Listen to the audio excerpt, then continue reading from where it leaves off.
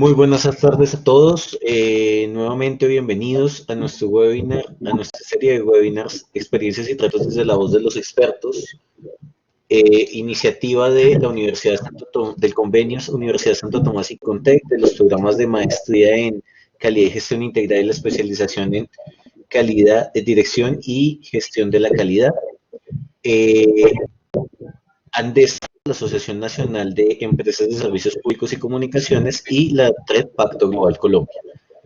Les agradezco a todos los asistentes cerrar los micrófonos para que no tengamos inconvenientes y no tengamos interferencia con la charla, por favor.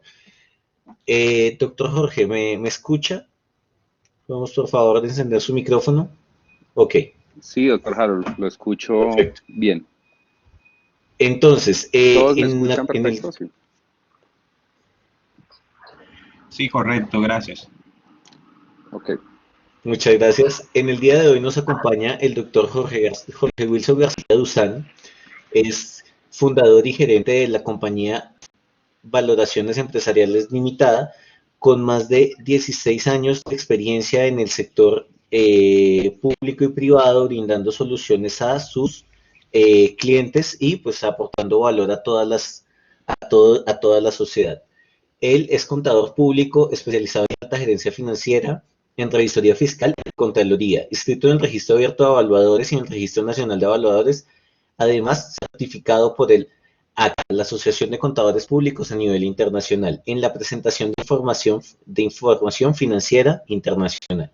Conferencista en el Instituto Nacional de Contadores Públicos de Colombia, en capacitaciones relacionadas con temas de valoración de empresas, avalúos de la ley de financiamiento y valoración y análisis de deterioro de activos bajo NIF para reportes y revelaciones. Designado como perito evaluador en representación de valoraciones empresariales en procesos de liquidación judicial para diferentes compañías. Entonces, pues le damos la bienvenida al doctor Jorge García. El auditorio es todo suyo. Bienvenido. Bueno, muchísimas gracias y muy buenas tardes para todos. Primero que todo, muchas gracias al convenio de la Universidad Santo Tomás e Icontec, a Andesco y al Pacto Global Colombia por esta gentil invitación que nos hacen para compartir nuestro conocimiento que tenemos y que hemos recorrido a partir de la experiencia y en el desarrollo de nuestra profesión. Bueno, este tema realmente, las valoraciones bajo NIF en Colombia, van dirigidas realmente a quienes usan la información de las valoraciones, para quienes desarrollan las valoraciones y adicionalmente para aquellos que intercambian información con respecto a las valoraciones. ¿Por qué razón? Porque obviamente en la actualidad las normas internacionales de contabilidad prevén que existen no cambios, sino unos procesos y unos procedimientos adicionales que nosotros debemos de tener en cuenta en el desarrollo de nuestra actividad evaluatoria. Pero adicionalmente, también tenemos que tener en cuenta que el mayor usuario de la información de las valoraciones para efectos más contables, pues son directamente los contadores y el área financiera de las empresas.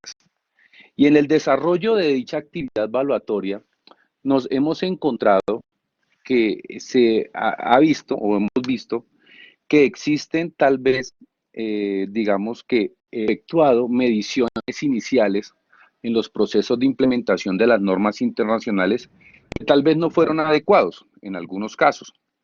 En otros casos hemos determinado o hemos analizado que también hemos visto que no se están haciendo los procedimientos adecuados que establecen las normas internacionales con respecto a las mediciones iniciales y posteriores, es decir, con los análisis de deterioro correspondientes.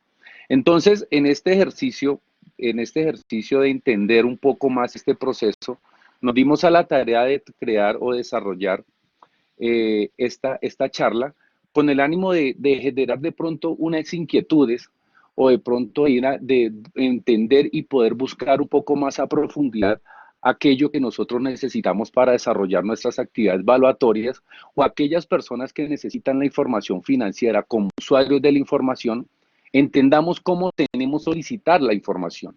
Y aparte de cómo solicitamos la información, también tenemos que tener en cuenta cómo la aplicamos dicha información y cómo se le da mantenimiento a esa información.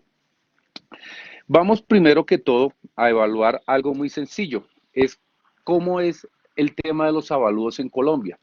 Realmente vamos a tocar esto de manera muy superficial porque realmente los avalúos en Colombia realmente vienen desde hace mucho tiempo, pero en realidad para entender los avalúos tenemos que centrarnos primero en qué es la teoría de valor, porque de ahí parten muchas de las fallas en las personas para poder determinar, o los usuarios de la información, en solicitar la información o en nosotros como valoradores en poder hacer un proceso de evaluatorio encomendado. Entonces, la teoría del valor nos ofrece tres teorías que han evolucionado con el pasar de los tiempos.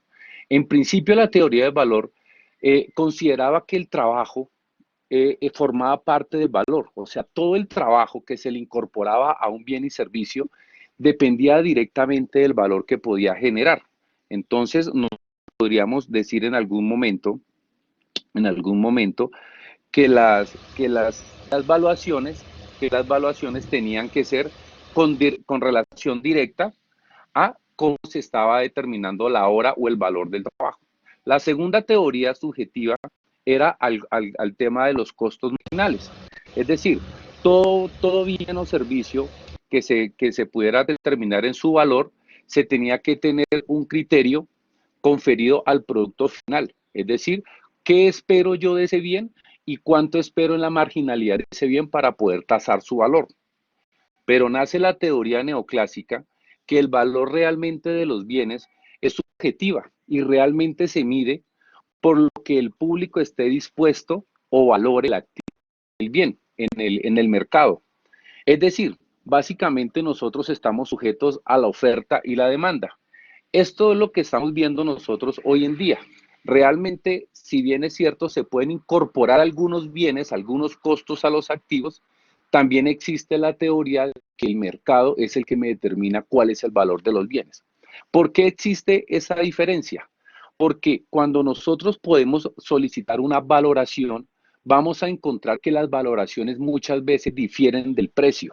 Es decir, definir qué es valor es una estimación técnica profesional hecha por una persona con el conocimiento y que aplica unos procedimientos de aplicaciones generales e internacionales para definir un valor. Pero también existe el precio. ¿Qué es el precio realmente? El precio es la fuerza o el valor que se determina en el cierre del mercado. Entonces el mercado realmente relaciona cuál va a ser la diferencia entre precio y valor. Pero el avalúo, si nosotros sabemos que es un valor técnicamente soportado y dictaminado, pues obviamente va a diferenciar del precio porque aplican otros componentes como la necesidad, la conveniencia de vender, la conveniencia del precio, la conveniencia del valor. Entonces, ese tipo de fuerzas hacen que se distancien dentro del valor. Entonces ahí es cuando empezamos nosotros a tener ciertas, digamos que, racionamientos en cuanto a qué metodología debemos de utilizar, ¿cierto? Y en cuanto a qué aplicaciones tenemos que hacer. Bueno, dentro de la parte normativa, realmente existe el decreto 1420 que realmente lo que hace es recoger todos los aspectos evaluatorios de Colombia, recoge algo de las metodologías y algo de los procedimientos para poder normalizar la actividad evaluatoria en Colombia. Y realmente decide, oiga, apliquemos esto en las lonjas. Reunamos todos los evaluadores en las lonjas para que ellos puedan ejercer su actividad y que de una u otra manera exista un órgano rector o un órgano control para este tipo de que orden de ideas nace el decreto 1420. Un punto bien importante del decreto 1420 es el procedimiento para la elaboración y las controversias de los avalúos, porque ellos ya empiezan a evaluar realmente cuál es el valor y cuál va a ser las contradicciones que pueden tener las valoraciones en los temas. A raíz de eso nace la resolución 620. La resolución 620 lo que hace es definir las metodologías, los procedimientos a diferentes tipos de avalúos y define algunos métodos estadísticos. Pero, ¿qué es lo importante de tener en cuenta la resolución 620 con relación a las NIF? Que ya empezamos un marco único para la ejecución de las valoraciones. El marco único establece que van a existir en su ejecución varias metodologías. La metodología del mercado, la del costo de reposición, el método residual y la comparación de rentas o ingresos, ¿cierto? Ahí empezamos nosotros a tener como cierta claridad frente a las normas internacionales y nos empezamos a acercar también a la contabilidad en Colombia. Pero también hay algo que cita la norma que nosotros tenemos que tener en cuenta frente a las normas internacionales, que es la aplicación de los bienes sometidos al régimen de propiedad horizontal. ¿Por qué razón? Porque si bien es cierto, la norma nos establece cómo es el proceso para la valoración de los bienes sometidos al reglamento de propiedad horizontal, bajo las normas internacionales nosotros tenemos que separar los terrenos y las construcciones porque se tienen un procedimiento de contabilización diferente. Es decir, el usuario de la información debe solicitar que se le entregue el terreno y las construcciones por separado y el encargado de hacer la evaluación tiene que suministrar esas dos informaciones por separado. ¿Con qué fin? Con el fin de darle cumplimiento. Y después nace la ley 1673 del 2013 que lo que hace es reglamentar la actividad de los evaluadores en Colombia. Realmente esta ley lo que hace es que se crea un RA, es el registro abierto de los evaluadores. Es el órgano rector de los evaluadores y digamos que de organización y de parte disciplinaria. ¿Qué tiene importante esto? Que se empiezan a clasificar los valoradores por actividades. Anteriormente, los evaluadores hacíamos cualquier tipo de encargo evaluatorio. Hoy en día, los evaluadores están clasificados por unos segmentos especiales dependiendo de su especialidad y que ello depende hacia qué tipo de activos o qué tipo de bienes puede valorar. En ese orden de ideas, una persona que sepa hacer avalúos urbanos, de bienes urbanos, pues no podrá hacer de pronto, si no está calificado en hacer una valoración de intangibles especiales o de intangibles. Eso conlleva a que exista un perfilamiento de los evaluadores. ¿Qué pasa si el usuario de la información contrata a un evaluador y este evaluador está inscrito en otra actividad totalmente diferente al encargo evaluatorio? Pues el evaluador tiene que someter a un proceso disciplinario y obviamente el encargo evaluativo pues no va a tener ningún peso o consideración frente a quien va a revisar esa información como los usuarios. Acordémonos que los estados financieros, la información de las valoraciones, una vez se incorporen en los estados financieros, van a ser sometidos a la parte de los dictámenes por parte de los revisores fiscales.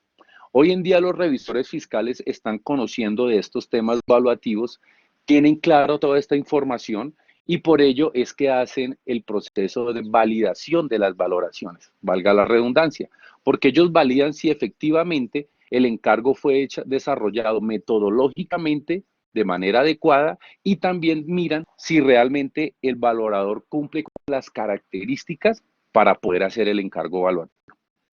Bueno, una vez nosotros terminando este proceso, pasamos al siguiente punto, que es qué ha pasado con los avalúos en Colombia, cómo se ha organizado el proceso evaluatorio en Colombia en vista de la contabilidad. En vista de la contabilidad, el decreto 2643, que fue el órgano rector de la contabilidad durante muchos años, ¿cierto?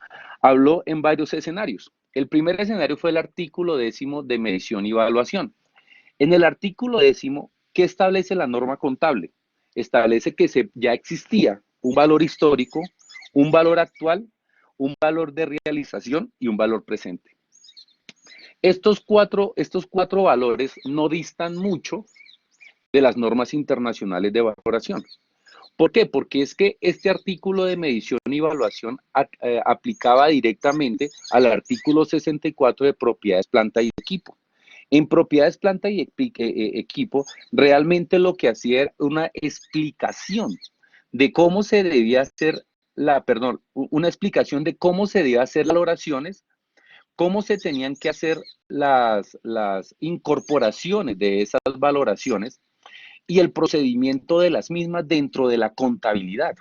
¿Por qué? Porque en la contabilidad van a tener unos procesos totalmente diferentes. Es decir, es posible que esa valoración determine que existe un mayor valor del activo y hubiese generado una valorización.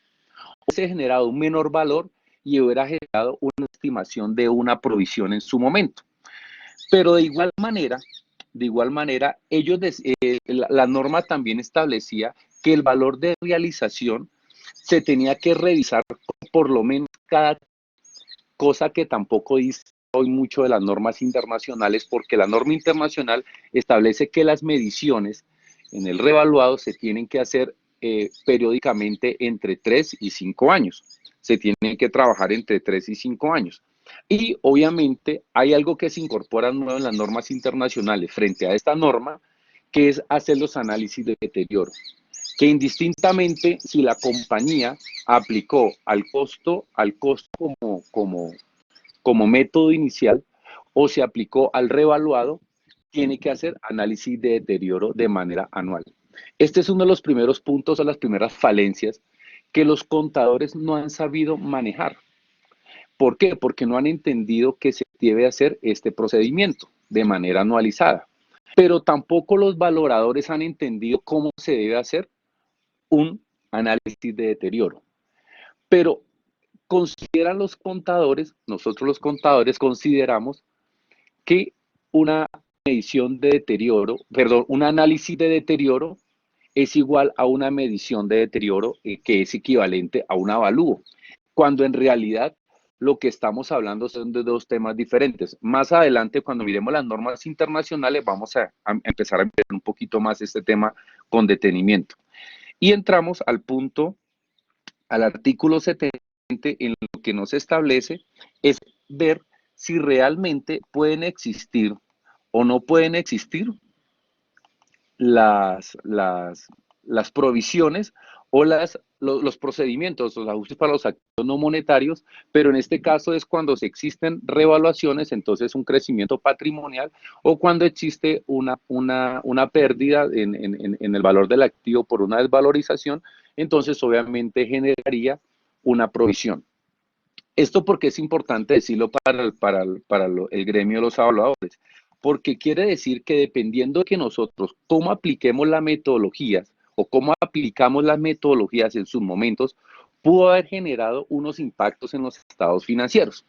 Y eso es lo más importante al final de cuentas cuando hacemos nosotros valoraciones con efectos contables, ¿cierto? Bueno. Entramos nosotros a un punto bien importante que son las normas internacionales de evaluación. Las normas internacionales de evaluación son unos estándares, unos estándares o unos parámetros de aplicación general que realmente recoge todos los principios generales para poder realizar una buena práctica evaluativa. Es decir, que nosotros podamos medir las evaluaciones realizadas en Colombia bajo criterios de objetividad y metodología con otro país. Obviamente hay que aplicar una serie de conversiones dependiendo de su presentación.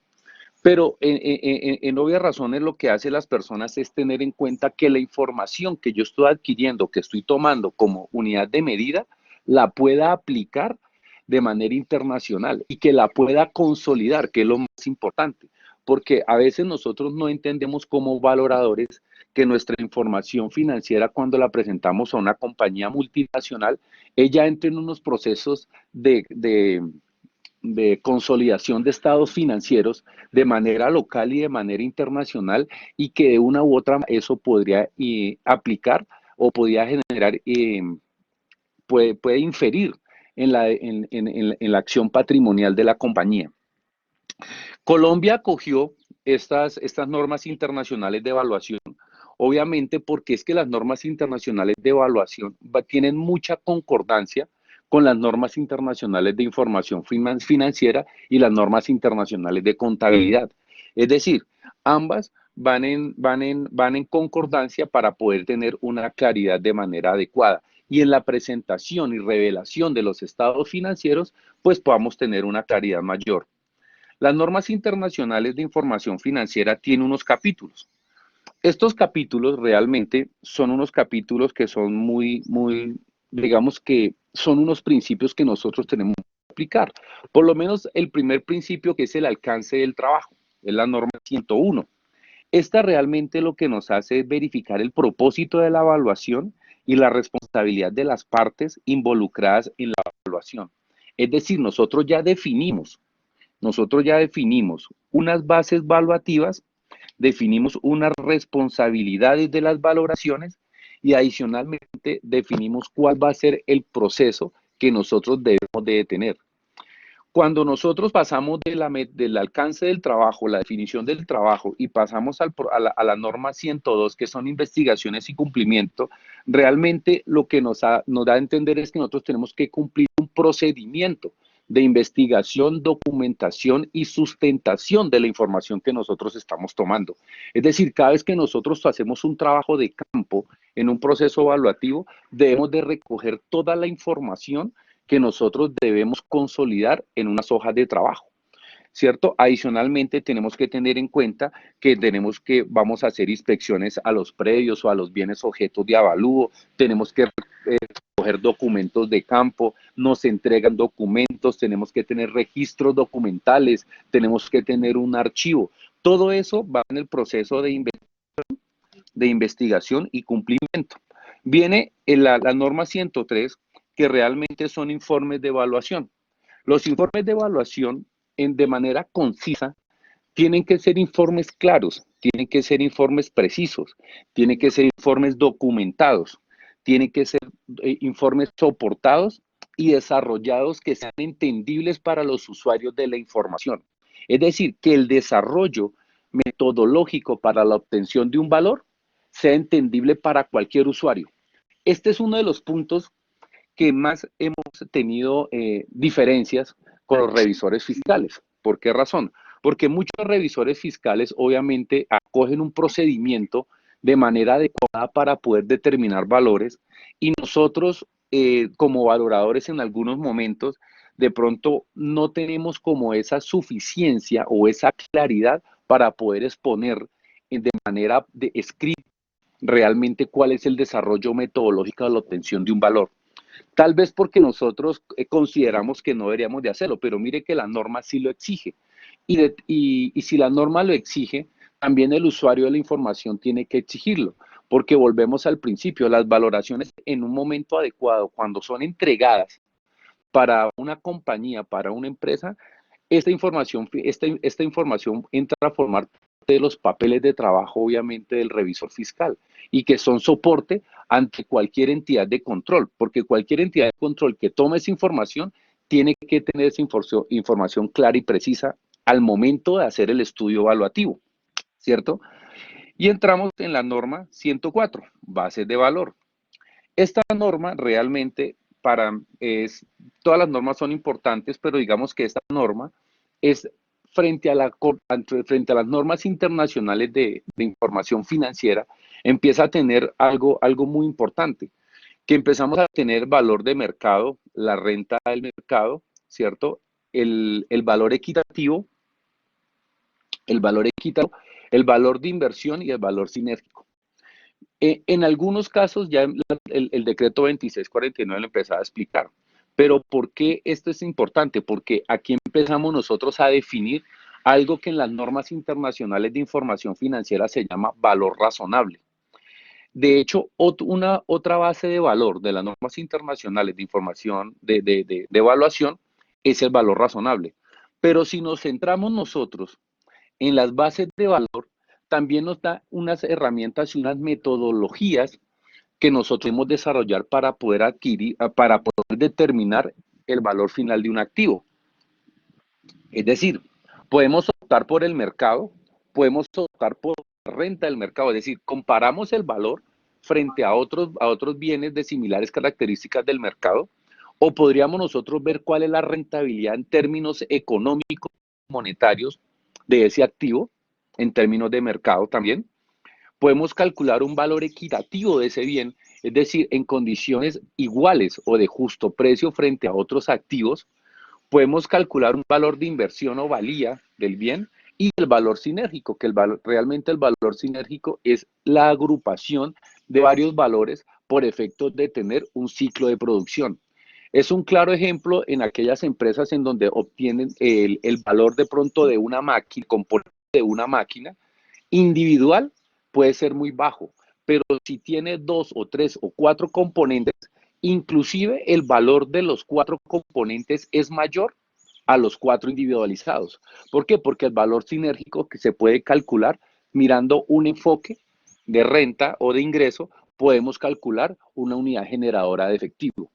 Eso es lo que nos empieza a generar las bases de valor. ¿Por qué es importante nosotros como valoradores y como contadores tener claras las bases de valor?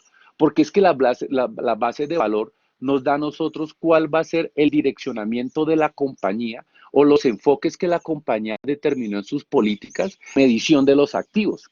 Es decir, nosotros ya las valoraciones tenemos que tener en cuenta que las compañías van a tener unas políticas y unos procedimientos y nosotros antes de realizar un proceso evaluatorio debemos de leer esas políticas o conocer estas políticas para saber cuáles son las bases de valor o de medición que tomaron dichas compañías. Dentro de las otras bases de valor aparece el valor razonable, que esa la vamos a ver más adelante cuando veamos la norma de valor razonable, el valor normal del mercado, el valor justo del mercado, que realmente entre las dos no difiere mucho. Lo que pasa es que en algunas economías existen las normatividades que permiten que el valor es justo porque son en condiciones normales.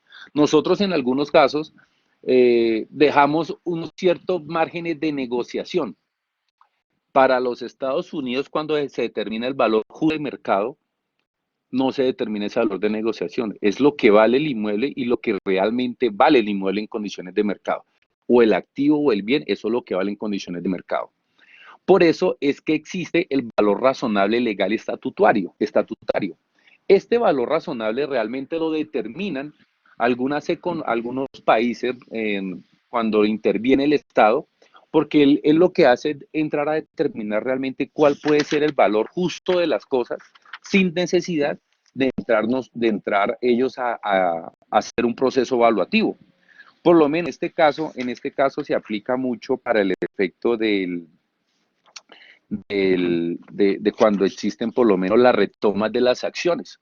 Entonces, el valor razonable que se determinó legal o estatutariamente por efectos del fisco fue de tanto por ciento o de tantos recursos. Ahí en ese momento ya sabemos que el valor razonable. En algunos apartes, la normativa colombiana desde el punto de vista tributario está llegando a determinar ese valor razonable cuando ya empieza a definir márgenes entre los valoradores de que las acciones no pueden ser un tanto por ciento por debajo del valor nominal de las acciones en condiciones de mercado. En ese orden de ideas es cuando el Estado empieza a ejercer presión sobre los valores razonables. Eso es lo que realmente quiere decir ese valor. Entramos a la norma 105, que realmente la norma 105 empezamos nosotros a evidenciar ya algo más parecido a valor razonable o similar a valor razonable dentro de las normas de información financiera. Es decir, la norma de información financiera y la norma 105 de enfoques y métodos de evaluación, obviamente nos está generando que tenemos 3 enfoques. Estos 3 enfoques son los mismos enfoques que establece el valor razonable. Pero es que nosotros aplicamos lo que son las metodologías de evaluación con base en estos enfoques, ¿cierto? Que es diferente al enfoque que aplica las normas internacionales, porque nosotros somos los proveedores para poder determinar este tipo de valores razonables. Es decir, en el enfoque de mercado podemos desarrollar metodologías como mercado de transacciones comparables, o el de comparación de empresas públicas de referencia, siempre y cuando nosotros tengamos esa posibilidad de administrar esas transacciones comparables. El enfoque al ingreso. El enfoque al ingreso nos está hablando a nosotros ya de flujos de caja proyectados, es decir, nosotros ya podemos tomar los activos como unidad generadora de efectivo y poder calcular un flujo de caja proyectado con relación a los ingresos que establece ese activo como tal. Pero no solamente los ingresos, tenemos que calcularle los costos, tenemos que calcularle todos los gastos que tiene vinculados a ese proceso del activo para poder nosotros determinar, y se determina obviamente también una tasa de descuento. Esa tasa de descuento de las compañías viene vinculadas pues obviamente nosotros sabemos que para poder calcular una WACC tenemos que tener en cuenta unos factores macroeconómicos, unos microeconómicos y unos del comportamiento de la deuda y composición patrimonial de la compañía. En este orden de ideas, las empresas pueden tener una valoración más exacta de sus activos con base realmente en su generación de recursos. Porque si nosotros bien sabemos que podemos estar propinando los activos con base en una expectativa de mercado, también nosotros tenemos los activos en una expectativa de generación de beneficios y también podemos tener unos activos en condiciones de máximo y mejor uso o mayor y mejor uso en algunos autores como lo determinan, que más adelante vamos a hablar al respecto. Y podemos tomar el enfoque al costo. El enfoque al costo realmente, en este caso, podemos aplicar nosotros o uno de reposición, o uno de reproducción, o uno de suma. Es decir, el de reposición es reponer el activo en condiciones de iguales o similares características, pero a precios de hoy. El de reproducción es el costo de desarrollar ese activo, es decir, poner ese activo a funcionar en condiciones normales, en las mismas condiciones en que el activo se está haciendo el proceso del avalúo. O el método de la suma, que es sumarle las condiciones de los activos, es decir, sumarle las partes de los activos hasta poder determinar el valor del costo total del activo. Digamos que estos enfoques evaluativos ya nos empiezan a dar como una cierta claridad frente a las normas internacionales de valoración. Pero no obstante, las normas internacionales de evaluación también establecen unos procedimientos para otro grupo de activos. Este grupo de activos pueden ser empresas, en el caso de la 200 o participación de las empresas, intangibles, instalaciones, equipos, derechos inmobiliarios, inmuebles a desarrollar e instrumentos financieros. Es decir, todos los demás componentes son sus sujetos de procesos de valoración, pero siempre conservando los tres enfoques del mercado, del costo o del ingreso. Pero en cada uno de estos activos se empiezan a desarrollar distintos tipos de metodologías. Por lo menos un derecho inmobiliario no se puede valorar de igual condición a un inmueble a desarrollar, porque es que el inmueble a desarrollar realmente es un proyecto inmobiliario que puede estar en una fase de inicial o estar en una fase intermedia, ¿cierto? En cada derecho inmobiliario puede estar en un proceso de inicio de maduración o puede estar en un proceso de maduración. Y el derecho inmobiliario va a tener una rentabilidad menor o va a tener una rentabilidad mayor, que en algunos casos, la rentabilidad en algunos casos puede ser negativa, pero no quiere decir que porque sea negativa, el activo reste su valor porque en el largo plazo puede tener una recuperación. Hay que también analizar el comportamiento de los activos. De igual manera con los intangibles y de igual manera con los instrumentos financieros. Los instrumentos financieros hay que tener en cuenta que ellos son un contrato en donde se derivan derechos y obligaciones. ¿Qué es lo importante de tener en cuenta los instrumentos financieros? Realmente que va a tener un componente de riesgo. Ese componente de riesgo se tiene que medir de manera muy detallada por parte del valorador, porque esta información puede ser variable en el tiempo, dependiendo del grado de las mediciones y el tipo de instrumento financiero. De igual manera, tiene que evaluar cuál es la disponibilidad de liquidez que tiene ese instrumento financiero, el control que se ejerza sobre el mismo instrumento y la volatilidad o actividad que tenga en el mercado. Estos instrumentos financieros realmente, con esas condiciones, son un poco distintas en cuanto a la medición a los anteriores, porque realmente como valoradores tenemos que tener en cuenta que esos encargos nos puede generar a nosotros algunas diferencias que nos puede aplicar en el corto o en el largo plazo. Bueno, una vez terminado el proceso de normas internacionales de valoración, entramos nosotros ya a las normas internacionales contables.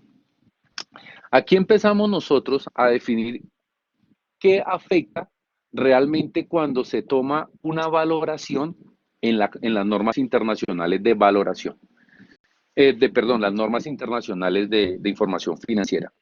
Realmente, cualquier valoración o cualquier estimación que se haya hecho puede afectar un, un cambio en la política o un cambio en la estimación contable. Es decir, si yo no hice una medición adecuada de mis activos, que en algunos casos hemos visto en algunas compañías, afortunadamente, pues yo tengo la de ser contador y a la vez ser valorador y puedo analizar ambos aspectos de manera independiente. Y básicamente las mediciones iniciales no se hicieron de manera adecuada o por el personal interno de las compañías o por el personal contratado externo de las compañías. Es decir, aplicaron una política, pero hicieron una medición diferente. ¿Cierto? Es una posibilidad. Otra posibilidad es que eh, aplicaron la política, pero en el desarrollo costo, porque todos entendemos que el costo es transferir el costo histórico o el valor neto que tengo en la contabilidad, cuando en realidad hay que ejercer un procedimiento de manera adecuada para hacer comparable ese costo y poder determinar si existen diferencias antes de elevar ese costo. Entonces, eso genera que ahora, después de haber hecho los procesos de implementación, pues puedan existir cambios en las políticas contables o cambios en las estimaciones contables. ¿Cuál es la diferencia? Realmente una política contable nos puede generar efectos retroactivos, ¿cierto? Como si la política ya ha sido vigente. Pero una estimación contable realmente es prospectiva, es decir, estos cambios pueden ser métodos de depreciación, cambios del valor residual, del importe de las provisiones. Entonces, cuando yo recibo una valoración o estoy encomendado a hacer una valoración, yo tengo que calcular todas las posibles estimaciones contables que puedan afectarle a la compañía. ¿Con qué fin? Con el fin de que exista un cambio posterior. ¿Esto cómo lo puedo ver evidenciado? Realmente en los análisis de deterioro, se puede analizar estos aspectos de manera adecuada. Y cuando se hace la medición, pues con mayor objetividad, tanto el valorador debe tener claro qué estimaciones contables pueden verse afectadas y en qué proporción, y obviamente quien encomienda la valoración o el usuario de la información, que en este caso sería la empresa, pues tiene que hacer unos análisis para poder determinar cómo le va a impactar ese cambio en la estimación contable. Porque realmente, si yo ejerzo la política de manera adecuada, pues puede que no se presente, digamos, una situación muy, muy complicada en las compañías. Los errores, obviamente, también podemos tener en cuenta que aparte de que existen cambios o políticas contables, también existen, o existen estimaciones contables, cambios de estimaciones contables, también pueden presentarse en errores, que estos errores son muy comunes una vez se entran a poder determinar cómo han sido los procesos de manera adecuada. Y estos errores se tienen que medir de pronto de acuerdo a su materialidad, ¿cierto? Y ver si pueden afectarlos de manera retroactiva desde el principio desde que se formularon los estados financieros, desde los principios hasta la detección del error. Es decir, que yo tengo que hacerlo de manera retrospectiva como si nunca se hubiese generado ese error. Esto, en los cambios de las mediciones iniciales, pueden afectar de manera considerable las organizaciones, porque acordémonos que cualquier efecto en el cambio de los activos o en las mediciones iniciales de los activos o afectan el patrimonio, incrementándolo, o pueden decrecer el patrimonio de las organizaciones. Entonces, esto también tenemos unos resultados que son indicadores financieros que las compañías hoy en día están jugando ante las crisis económicas, como por lo menos la que estamos viviendo actualmente, pueden tomar varias alternativas en sus mediciones. Y una de las alternativas de mediciones puede ser cambiarse del método del costo al método del revaluado. Es decir, entrar a revaluar sus compañías con el ánimo de poder en este momento organizarlas de manera adecuada en su parte patrimonial y continuar de pronto con un patrimonio de manera adecuada. ¿Por qué? Porque cuando se presentan crisis económicas, obviamente, verse resentido el resultado de las organizaciones y eso se ve traducido en una disminución patrimonial. Pero si yo tengo una expectativa de valoración o de revaluación de mis activos, pues es aconsejable o es recomendable optar por esta opción. Bueno, entramos nosotros a analizar una de las normas donde más implica o donde más aplica, digamos, en el tema de las valoraciones. Realmente son las propiedades planta y equipo. Las propiedades planta y equipo, ¿cierto? Vamos a tener en cuenta tres aspectos que son bien importantes. Primero, ¿cómo hice la medición inicial? ¿Cierto? ¿Cómo hice la medición inicial del activo? Si yo hice un reconocimiento adecuado del activo y que ese activo me va a generar un beneficio futuro y cómo estoy haciendo la estimación de ese beneficio futuro. Pero también tengo que tener en cuenta el criterio de uso del activo. Porque, ¿qué estamos viendo nosotros en nuestra actividad? Que muchas veces están mal clasificados los activos. Es decir, si son propiedades planta y equipo, tienen que cumplir con la finalidad de propiedades planta y equipo. Pero es que he encontrado que en propiedades planta y equipo aparecen activos que están dedicados a la generación de renta y que tal vez debiesen estar clasificados en propiedades de inversión. ¿Qué quiere decir eso? Que la política me aplica de manera diferente y el proceso de evaluación también va a ser diferente. Cuando yo tengo una propiedad planta y equipo y me fui por el método revaluado, lo que debo tener en cuenta es que esa propiedad tiene que mantener su constancia o su valor en los términos de tiempo, siempre y cuando las condiciones económicas sean coherentes o consistentes en el tiempo. Porque ante la variabilidad que existe, lo más recomendable es hacer análisis de deterioro. Bueno, lo más recomendable no, de hecho la norma exige que se deben hacer análisis de deterioro de manera periódica, al menos una vez al cierre de cada ejercicio, ¿cierto? Y una medición de 5 años. Entonces, eso nos obliga a que nosotros tenemos que aplicar los modelos de valoración que sean uniformes para todos los grupos de activos, ¿cierto? Para el grupo de activos de propiedades planta de equipo. O sea, no podemos nosotros, si la empresa tiene 3 o 4 lotes, ¿cierto? No aplicar un modelo por lo menos de los terrenos, que entonces yo me voy por el mercado y entonces en otros casos me voy por el terreno al costo. No, yo tengo que ser coherente y tratar de manejar siempre las mismas condiciones económicas y los mismos métodos de valoración dentro de los activos, dentro de este grupo de activos. Propiedades planta de equipo, también vemos el tema de depreciación, los métodos de depreciación y el valor residual. La depreciación, ¿por qué impacta realmente en las valoraciones? Porque obviamente si yo entro con un proceso de depreciación de línea recta, no es lo mismo que si yo entro con un método de depreciación de unidades, ¿cierto? Unidades de producción. Y para hacer el proceso valorativo, yo aplico unos estándares de valoración, de depreciación que son distintos a los contables. Por eso es que tiene que existir la diferencia entre las valoraciones contables y el valor neto libro. Y eso es lo que se tiene que ajustar como una revaluación o como un deterioro en el activo como tal. Tengo que determinar también el valor residual. Las valoraciones hoy en día tienen que incorporar el valor residual de los activos. Muchas empresas no calculan el valor residual y le ponen cero. Pero para mí es una forma muy fácil de colocar residual y yo simplemente digo, no tiene valor residual cero. La pregunta es, ¿cuál es el valor de disposición del activo? ¿Cierto? Porque para poder determinar un valor residual, ¿cierto? Se debe contemplar también si es que el valor de disposición del activo es mayor al importe recuperable de ese activo. Y si es mayor, pues obviamente tendría que ser cero, pero eso tengo que demostrarlo con números y técnicamente y metodológicamente cuantificado.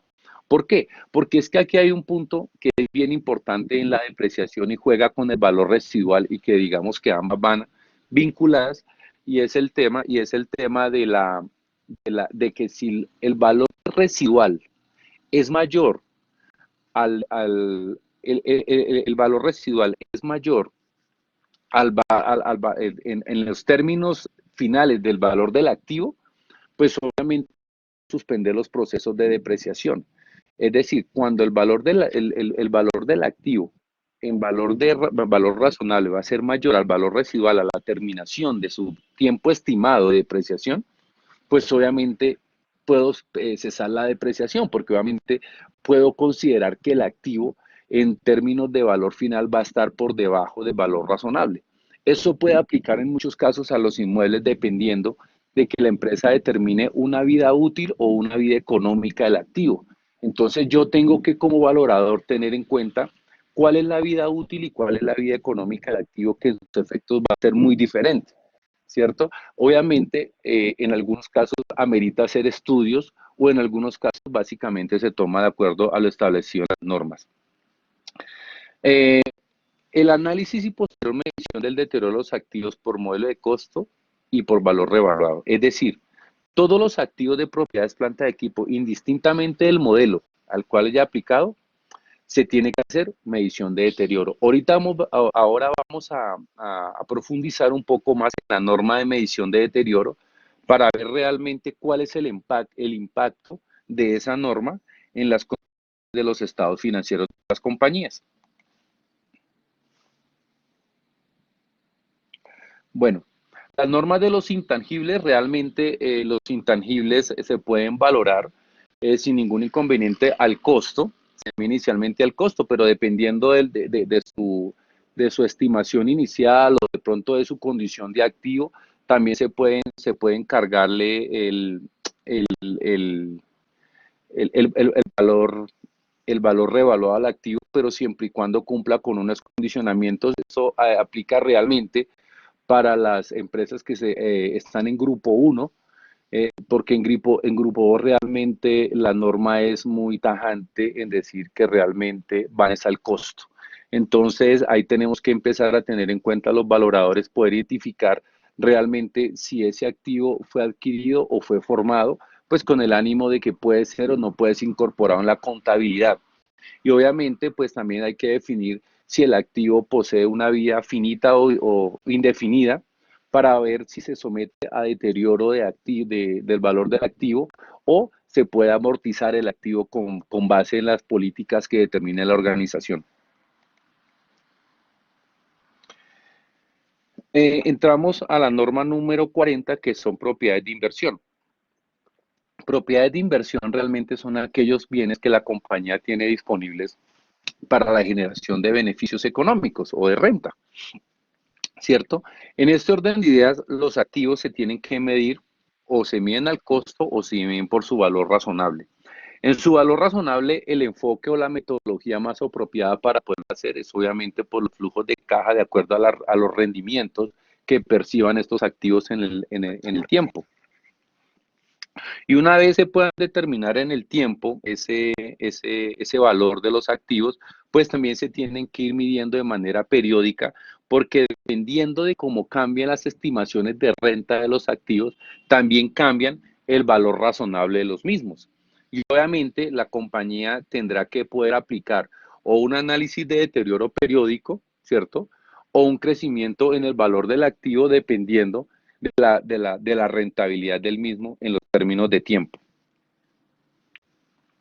Vamos a otra norma, que es la norma, digamos que una de las más importantes que tienen aplicación en este momento y que tal vez por desconocimiento o tal vez por descuido no se aplica, que son la norma de deterioro del valor de los activos.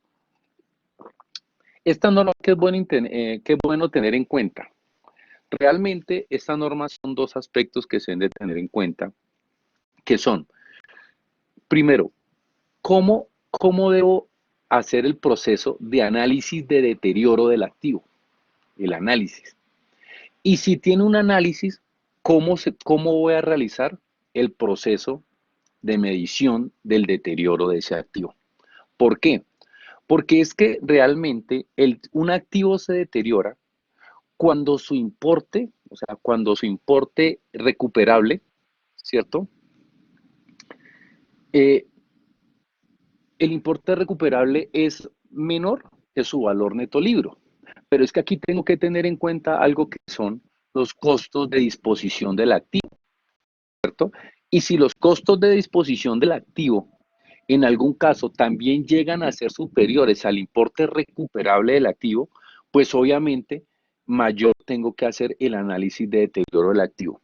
Pero es que un activo no se deteriora solamente por unos factores externos como son el mercado. También se puede deteriorar por otros factores. Es decir, para yo poder determinar un análisis de deterioro, tengo que contemplar dos aspectos muy importantes. Un aspecto que son los factores internos y otro que son los factores externos. Estos factores internos o externos me generan unos indicios para yo poder determinar si realmente el activo puede ser sometido o no a medición de deterioro, ¿cierto?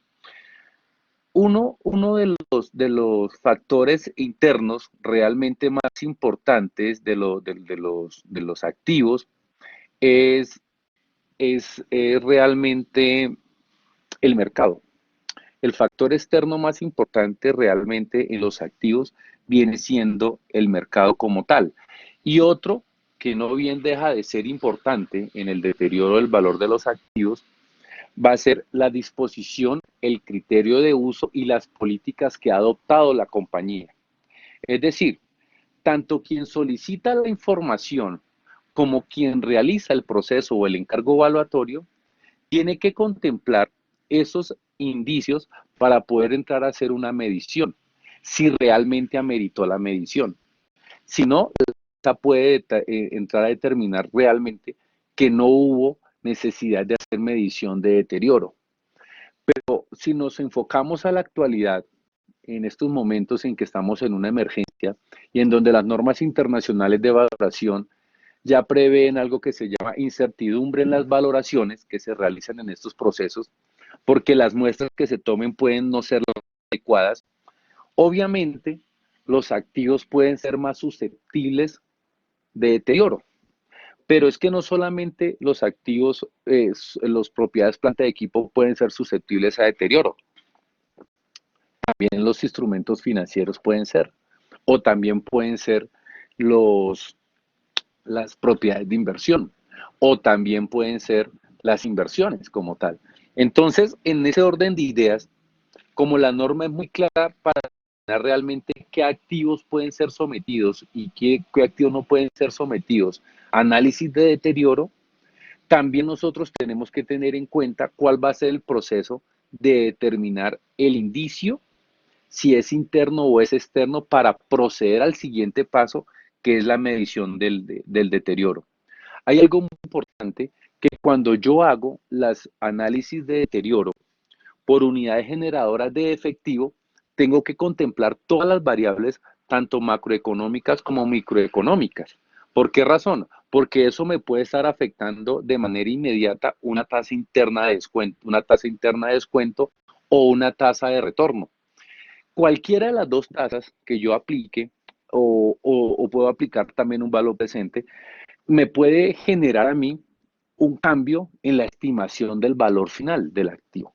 Entonces, simple y llanamente, con un cambio en una condición macroeconómica o microeconómica que afecte directamente el valor del activo como tal, como puede ser el dólar, es un factor externo, o como puede ser de pronto una tasa de interés, o como puede ser en algunos casos de pronto una prima de riesgo, ¿cierto? O una relación de una tasa con endeudamiento si la tengo en dólares o si la tengo en LIBOR, dependiendo cómo yo mueva la organización, inmediatamente puede ser susceptible de un análisis de un indicio de deterioro.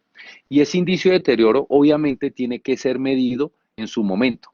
Y obviamente yo si genero el procedimiento de manera adecuada dentro de la organización, también puedo generar una medición de manera externa que sea confiable. Es decir, yo puedo tener una persona que me dé un criterio de una valoración externa, como puedo tener una medición interna porque está sujeta a un mercado que me genere de manera inmediata, es decir, por lo menos la caída del índice de la Bolsa de Colombia.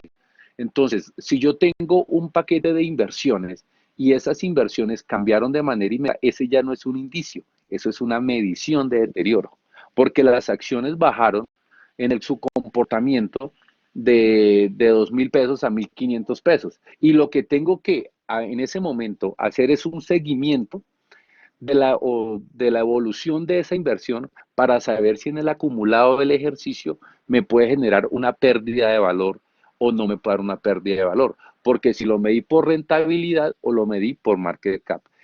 Digamos que eso es de los aspectos más importantes que hay de tener en cuenta con los análisis de deterioro y que obviamente hoy por hoy todas las organizaciones están obligadas a cumplirlas de acuerdo a las normas internacionales de información financiera. Bien, obviamente también esto nos aplica para la NIF 5, que son los activos no corrientes mantenidos para la venta de operaciones discontinuadas. Realmente son aquellos activos que por sus visiones ya dejaron de ser activos generadores de beneficios o generadores de ingresos para la compañía y ya realmente están disponibles para la venta. Cuando están disponibles para la venta, realmente el precio del activo ya es su valor razonable, es decir, va contra su valor de mercado, ya no puedo aplicar un valor de uso, un máximo y mejor uso, nada de eso. Simplemente lo aplico una relación de valor y va directamente contra el valor de razonable del activo, el valor comercial del activo o de realización. Una de las normas más importantes que va en concordancia entre la norma contable, y las normas internacionales de valoración, y que tanto los valoradores debemos de tener en cuenta como los contadores debemos de tener en cuenta, se llama el valor razonable, la medición del valor razonable. ¿Por qué? Porque es que el valor razonable me empieza a hablar de tres enfoques. Y esos tres enfoques me empiezan a determinar cuál va a ser el enfoque o la medición que debe aplicar el valorador con respecto a la política que adoptó la compañía. Porque si la política que adoptó la compañía está confirmada o está dada para poder determinar el máximo y mejor uso del activo en términos financieros del activo, pues obviamente me fui por el enfoque del ingreso. Y yo debo mantener tanto el análisis y la medición bajo esa misma premisa o ese mismo enfoque. Y adicionalmente, el enfoque no quiere decir que es el ingreso y yo no aplique una sola metodología, porque ya como vimos anteriormente, los enfoques del ingreso pueden tener distintas metodologías, pueden tener 2, 3, 4, puedo tener rentabilidades, puedo trabajarlo por flujo de caja, puedo trabajarlo por una serie de metodologías que me pueden dar al método del ingreso. Pero lo ideal para hacer una comparación en términos de razonabilidad es que yo aplique el mismo método dentro del mismo enfoque de valoración. Bueno, el valor razonable también nos habla algo muy importante que es, bueno, aparte de que es el máximo y mejor uso, nosotros los valoradores debemos de tener en cuenta que cuando determinamos este valor, tenemos que tener en cuenta tres aspectos que son importantes, que es ser físicamente posible, que legalmente debe estar permitido por la ley y debe ser viable desde el punto de vista financiero. Yo he visto muchas valoraciones en las cuales se aplican métodos no son viables desde el punto de vista financiero. Así sean desde el punto de vista físico y permitido por la ley, pues no está dentro del punto de vista financiero, digamos que lo más adecuado o lo más cercano a la realidad. Entonces, en esos puntos hay que tener en cuenta, porque el máximo y mejor uso de los activos tenemos que calcularlos conservando estos aspectos. Las características del activo del pasivo, pues obviamente se deben de tener de acuerdo para las actividades o las presiones que ejerce el mercado, porque realmente el mercado en última es el que empieza a determinar realmente hacia dónde va la tendencia del valor razonable. Por eso es que el valor razonable siempre va enfocado en términos de mercado, en términos de transacción entre personas, o de transacción entre compañías, o de transacción entre intermediarios que ejercen presión o precio en alguna función del mercado. Bueno, Existen tres formas de medición del valor razonable, ¿sí? Realmente los tres enfoques o las tres mediciones que aplica que ya lo hemos repetido varias veces del valor razonable es el enfoque al mercado, el enfoque al costo y el enfoque al ingreso, que obviamente utiliza cualquier cantidad de metodologías para poderlos desarrollar y realmente ir contemplando o ir decantando realmente cómo se debe hacer o cómo se debe completar este proceso. Puedo seleccionar una o la que me resulte más apropiada de acuerdo a la disponibilidad de la información o a las políticas de la empresa. Puedo combinarlas o puedo aplicarlas de manera uniforme. Es decir, yo puedo tener estos enfoques, los puedo utilizar para métodos de comparación dentro de la misma determinación del valor razonable como valorador. ¿Por qué? Porque obviamente yo tengo que tener unos puntos de apoyo o unas bases de valor que la vimos con anterioridad y que nos permite dar unos enfoques de manera razonable. Ya para concluir esta charla, realmente como conclusiones podemos plantear lo siguiente. Primero, tener claro el propósito de la valoración, ¿cierto? Porque el valorador aplique el método correcto al desarrollo del proceso de la tasación. Esto es muy importante, porque es que hay muchas personas, hay muchas empresas que cuando nos encomiendan un proceso evaluativo, nos dicen es que necesito valorar esto, pero no nos dicen el enfoque, no nos suministran las políticas o tal vez porque yo como valorador no conozco las políticas, no conozco los enfoques y podemos presentar errores que ya sabemos que se pueden generar en las organizaciones una vez se contabilizan dichas valoraciones que realmente no son razonables frente a las políticas que está aplicando la compañía. Segunda, que existe una organización física y jurídica de los bienes.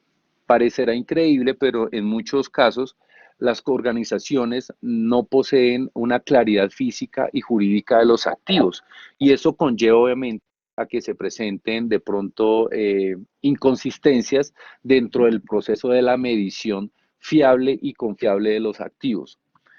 Tercero, realizar una planeación tributaria que vaya de la mano con la gestión de activos y objetivos de la organización.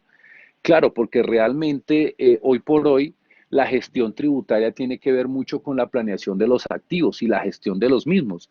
Entonces, por obvias razones, las mediciones iniciales y las mediciones posteriores y las mediciones que se hagan de manera periódica de los activos pueden determinar una adecuada o no adecuada planeación tributaria dependiendo del desarrollo y actividad de la compañía.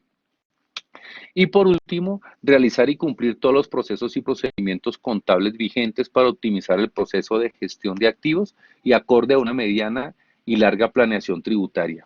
Es decir, se deben de aplicar todos los procedimientos. Aquellas empresas que por lo menos no cumplan con el análisis de deterioro, pues obviamente no están mostrando una razonabilidad en sus estados financieros, en sus cifras contables en cuanto al desarrollo de los activos.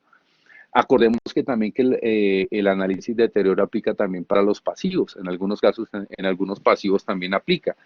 Y obviamente, pues obviamente, si la información financiera no muestra una razonabilidad, pues no se está cumpliendo con los principios contables que son realmente para poder tener en gracia una información presentada de manera adecuada y confiable para las organizaciones. Con estas conclusiones doy por terminada esta charla. Sé que pues pueden existir preguntas, estoy dispuesto para responderlas, no hay ningún inconveniente, pero también se pueden presentar muchos vacíos porque es un tema que es bastante extenso con relación a las aristas que puede contener cada una de las normas y obviamente se pueden presentar en el futuro pues ciertas consideraciones que se puedan dar. Sin embargo, cualquier duda que tengan ustedes al respecto, pues se las puedo atender ahora o si se las hacen llegar con posterioridad también al monitor del grupo, no hay ningún inconveniente en poderlas responder. Muchas gracias por su atención y una feliz noche para todos. Bueno, muchísimas gracias, doctor García, por todas todo la presentación muy clara, muy completa. Tenemos una cantidad de preguntas impresionantes aquí en el chat primero. Entonces, me va a permitir irlas leyendo para que su merced las vaya, pues en la medida de lo posible podamos contestarlas. Entonces, Julie nos pregunta, buenas tardes, de pronto para tener en cuenta la siguiente pregunta. Como dice Rubén, el tema de la pandemia puede cambiar el método de apreciación y valoración. ¿Consideran que se deba cambiar algo en las políticas contables de las compañías? Bueno, esa pregunta va de la mano dependiendo del tipo de la compañía y dependiendo del tipo de activos que tenga la compañía. Porque dependiendo del caso específico de la empresa, obviamente puede generarlo. Le pongo un ejemplo. Si por lo menos la empresa es una empresa que tiene propiedades de inversión y está vinculada al sector inmobiliario y tiene cualquier 5, 10, 20 locales comerciales y que en este momento los locales comerciales están cerrados y no están generando beneficios, obviamente ya se han empezado a generar procesos de negociación directa. Es decir, existe un deterioro en la renta de los activos. Ese procedimiento de deterioro en la renta de los activos puede cambiar el proceso del activo o el valor del activo si yo lo vengo midiendo a valor razonable. Pero si yo lo vengo midiendo a valor de mercado, ¿cierto? Es posible que no me haya a generar tanta diferencia para generar un cambio o una estimación, pero necesariamente habría que revisar realmente cuál es la actividad de la empresa, cuál es el objetivo de los activos y realmente cómo se están midiendo, cómo se midieron de manera inicial y cómo se están midiendo de manera posterior para poder definir si se puede hacer un cambio en la política o se hace un cambio en una estimación. Muy bien, muchas gracias, doctor. Ahí creo que damos respuesta también a la pregunta de Alonso. Bueno, vamos con Sebastián Rodríguez que pregunta, ¿es considerable cambiar la metodología de valoración de los activos, pues fruto de esta pandemia y de la crisis? Claro, es conveniente, pero bueno, hay que tener en cuenta dos cosas. Primero, las normas internacionales de valoración nos están generando algo que se llama incertidumbre. Incertidumbre en las valoraciones. Una incertidumbre realmente no es medible en el tiempo o cuantificable en el corto o en el mediano plazo, en lo cual nos permita a nosotros realmente cambiar un método, una metodología. Pero claro está que nosotros como valoradores o como usuarios de la información o receptores de la información, tenemos que tomar las diferentes herramientas que nos permitan las normas internacionales y las políticas contables para hacer movimientos que de pronto vayan mostrando una razonabilidad en el valor de los activos y obviamente de acuerdo a las políticas que ha establecido la compañía o las compañías. Ok, muchas gracias. Esme, me gustaría que tú hicieras esta pregunta. ¿Tienes acceso a micrófono para que la puedas complementar mejor? Hola, buenas noches. Buenas noches. Buenas noches. Hola, ¿me escuchan? Sí. Sí, Sí. la escuchamos. Sí, mira, es una pregunta.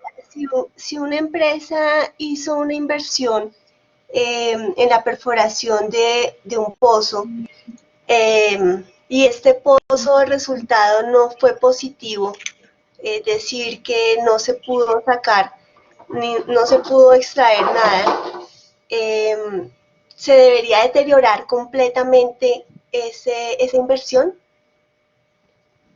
Muy buena pregunta. De hecho, eso nos pasó en un caso práctico con una compañía que hizo un proceso de exploración de carbón y realmente no surtió el efecto completo. Existen dos posturas realmente. Se puede deteriorar hasta el importe recuperable, es una postura. Es decir, yo pudiera deteriorar el 100% siempre y cuando no pudiese recuperar nada o a menos de que los costos de desmantelamiento y de apropiación del activo sean mayores los costos recuperables o al importe recuperable del activo, tendría que obviamente deteriorarlo 100%. Pero si yo hago el estudio y puede existir un importe recuperable, pudiera deteriorarlo hasta el importe recuperable. Muchas gracias, doctor. Vamos Ok, gracias. con Ok. mucho gusto. Mauricio Sánchez nos pregunta, tengo una consulta, si activos son redes de distribución de gas natural, están por el valor de la inversión de la empresa, que es un 15%. El otro 85% lo puso el Estado. Tengo un patrón de medición del valor que son unidades constructivas que me dice la CREC. Y este valor es superior a mi valor en libros. ¿Qué valor deben reflejar mis estados financieros al valor de mi inversión o al valor que me da la CREC? Y unas redes de gas, ¿cómo se mide el deterioro? Bueno, primero, en las redes, todo activo es susceptible de deteriorarse. Pero obviamente hay que hacer el análisis de los indicios de deterioro, que es lo que estamos hablando de los factores internos y los factores externos. Un factor interno, pues puede ser el tema del cambio de hábito del consumo de la persona, lo de los usuarios de los servicios públicos. Otro cambio de que puede tener de esta expectativa de negocio puede ser de pronto el acercamiento de la red al cambio de una normatividad, porque hay veces la normatividad tiene, no sé, tantos PCIs y en este momento los PCIs quedan en tanto, o cambio de profundidad, o cambio de la red de distribución, o cambio de los compresores de generación o de impulsión. O sea, eso puede generar un deterioro mecánico o uno que es diferente a la obsolescencia mecánica y técnica. Entonces se podría presentar un deterioro. Y obviamente hay que definir una matriz de análisis de deterioro con los factores internos y externos propios para la red del gasoducto, que obviamente es un comportamiento muy similar al que se presentan en las redes de transmisión, pero obviamente que por ser subterráneo pues tiene unas connotaciones de deterioro mayor. Ahora, con respecto a cómo debo valorar esa inversión, pues habría que hacer el análisis realmente de cómo se midió de manera inicial esta inversión, porque las inversiones pueden medirse dependiendo de la política que establezca la compañía en valor razonable, si lo quiere considerar, o también de acuerdo a lo que se lo autorregule la CRE. Acordémonos que cuando lo autorregula la CRE, puede generar unos valores menores a los establecidos en el valor razonable, y eso puede generar de pronto deterioro económico en la medición del activo. Entonces yo considero que sí se debe hacer el análisis tanto del valor razonable de la red, en términos de razonabilidad, dependiendo de la política adoptada por la empresa y obviamente la adoptada por la CRE, y determinar cuál de los dos, ese no es el que más beneficioso o no, es que cuál es el más se le adapta a la realidad de la realidad económica de la empresa. Muy bien, muchas gracias. Carlos Flores pregunta, ¿un indicio de deterioro podría ser el uso o desuso de los activos o la no generación de efectivo? De ser así y teniendo en cuenta la situación vivida actualmente, es necesario hacer siempre la medición de deterioro y esta medición me puede ayudar a mantener mi patrimonio. Sí, claro. De hecho, uno de los factores es el criterio de uso del activo o el cambio de uso del activo. Le pongo un ejemplo. Una compañía petrolera que adquiere un vehículo, una camioneta, para poder trabajarla en el área administrativa en la ciudad de Bogotá, pero la tiene un año, ¿cierto? Entonces tiene un nivel de depreciación, tiene un valor de uso y un valor razonable pues en las condiciones de uso del activo. Pero si este activo es trasladado para un pozo petrolero, para la zona de los llanos orientales, pues el grado de uso del activo va a ser mayor, porque el grado que tenía en Bogotá puede ser un uso moderado, pero va a ser un mayor desgaste el que va a tener en estas condiciones de uso en los llanos orientales. Por lo tanto, el valor sí tiene que cambiar significativamente y obviamente el análisis de deterioro tiene que contemplar el criterio de uso y se tiene que contemplar en la medición que se le haga por análisis de uso al activo. Claro que sí.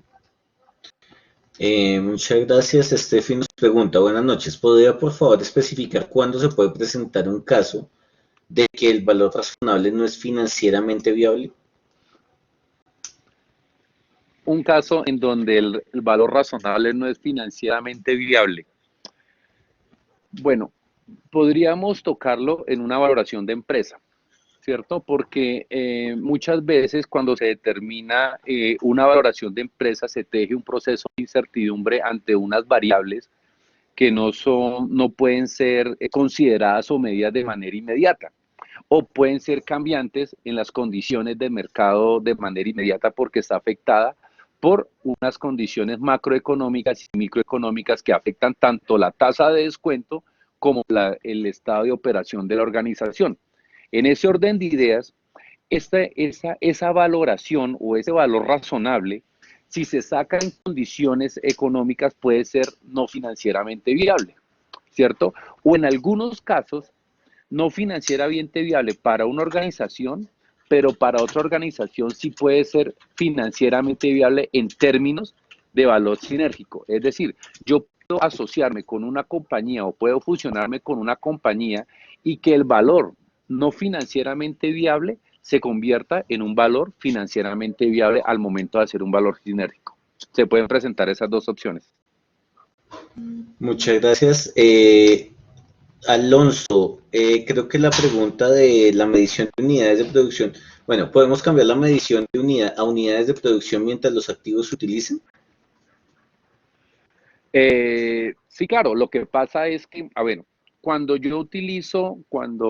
Alonso, cuando yo utilizo un método es un método de depreciación de unidades, debo tener una estimación de manera inicial cuántas unidades puede generar esa máquina, cuánto es la vida útil de esa máquina en condiciones de unidades de producción y adicionalmente, si los cambios o mejoras que yo le alargue en la vida útil del activo que está expresado en unidades, se puede mantener. En ese orden de ideas, debo mantenerlo ahora. Para hacer ese cambio, debo primero hacer el estudio, porque ya ahí tengo todos los antecedentes de las unidades de la máquina para poderlo hacer un cambio, por ejemplo, a línea recta.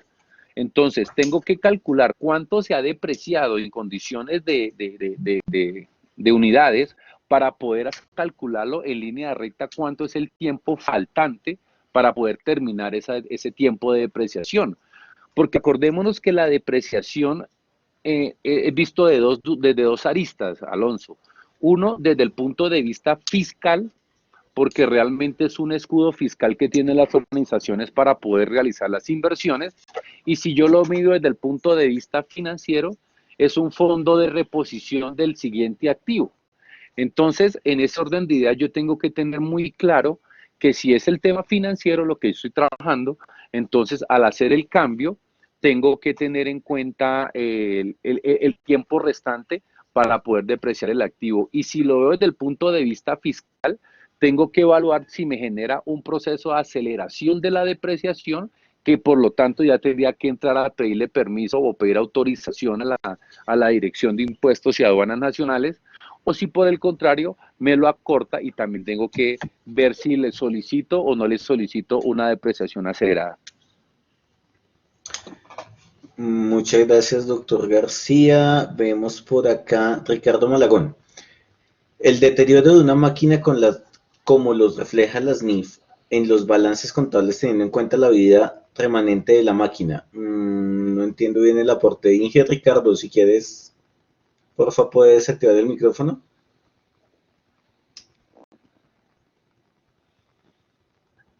Hola, buenas noches. Hola, Inge. Estimado Ricardo, buenas noches. Un placer, ¿cómo vas? ¿Cómo te va ir? Muy bien, gracias a Dios, mi doctor. Dentro de los procesos de evaluación que uno hace, las normas contables y de acuerdo a las políticas de las empresas, eh, hay un deterioro que de pronto en los balances, de acuerdo a cómo lo presentan directamente, pues uno haría la depreciación. Pero la norma en algún momento, mirando la parte contable, la tendría en cuenta esa depreciación, o todo lo hace en conjunto con todas las máquinas de una empresa. Bueno, esa pregunta es muy buena, Ricardo, y te la explico por qué. Porque esa pregunta yo se la hice directamente al contador general de la Nación, al doctor Pedronel, porque esa es una de las preguntas que muchas compañías me lo dicen a mí. Es que no, es que el análisis de deterioro de la empresa, de los activos es la depreciación, ¿cierto? No, resulta que son dos temas totalmente diferentes. La depreciación es el desgaste que sufre un activo en términos de unidades o términos de tiempo, y el análisis de deterioro es hacer una revisión si el activo realmente está sujeto o está sometido a un deterioro por unos factores internos o externos que realmente hacen que sus condiciones económicas varíen en el valor neto del activo. Entonces, el valor neto del activo está sujeto a la depreciación, ¿cierto? Porque yo tengo costo menos la depreciación, tengo mi valor neto del activo. Pero en el efecto en que yo pueda realizar un análisis de deterioro, puedo estar, digamos que, acelerando el proceso de la depreciación del activo o puedo estarlo inclusive alargando. Acordémonos que cuando yo hago un análisis de deterioro, yo puedo considerar si el valor residual del activo es razonable en los términos de uso del activo, ¿cierto? O si en las condiciones de uso y desgaste del activo yo puedo ampliarle o puedo disminuirle en la vida útil del activo o el valor terminal del activo o el valor residual del activo. Entonces, si te das cuenta, son dos temas totalmente diferentes que muchas veces tienden a confundirse, pero que en realidad son de aplicación individual y el procedimiento es muy diferente en su aplicación. Y nosotros como valoradores, Ricardo, tenemos que tener en cuenta que la depreciación como tal que nosotros hacemos en los procedimientos de valoración o la depreciación que aplican las contabilidades de las compañías o los contadores de las compañías es muy diferente a un análisis de deterioro. ¿Listo? Muchísimas gracias. Vamos con Yolanda. Yolanda nos pregunta, buenas tardes. En el deterioro de redes eléctricas que se deben mantener a nuevo, con el mantenimiento para garantizar la prestación del servicio, ¿cómo se puede calcular el deterioro? Y si se deterioran, ¿cómo demuestra que se mantienen como nuevas? Bueno, en la red de transmisión eléctrica, bueno, ahí hay un tema bien interesante porque las redes, primero que todo, tienen que tener un grado de mantenimiento muy adecuado para la prestación del servicio eléctrico, ¿cierto? Tanto la red de transmisión como la red de generación, como la red de interconexión. Entonces, cualquiera de esas tres redes tiene que tener un procedimiento de manera adecuado para poder manejar cómo va a ser el proceso de deterioro. Ahora bien, hay que calcular cómo se hizo la medición inicial de la red, cómo se hizo esa medición inicial, si se hizo al costo o se hizo revaluado. Y se hizo revaluado, cuáles fueron los criterios de hacer ese proceso de calcular el valor razonable, o si se hizo al costo, cuál fue la aplicación del costo. Es decir, en algunas redes que yo he trabajado en algunas compañías de transmisión eléctrica o de comercialización, he visto que las servidumbres inclusive lo llevan al valor de las redes, cuando las servidumbres tienen que ir de manera independiente. Entonces, ¿cómo se hizo esa apropiación del costo inicial?